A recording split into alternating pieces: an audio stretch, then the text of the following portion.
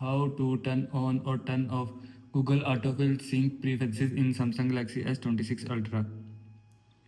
First of all, open settings, scroll down, click on security and privacy, scroll down, click on more security settings.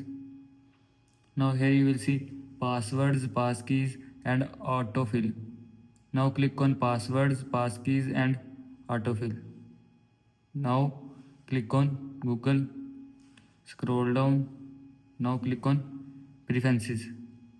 Now here you will see fingerprint, face or pin. Select that you want.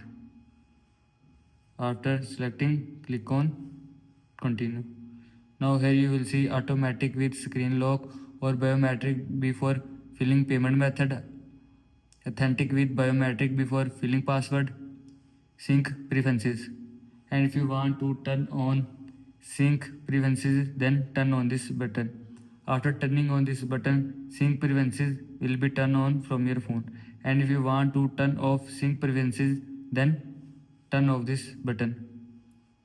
After turning off this button, sync preferences will be turned off from your phone.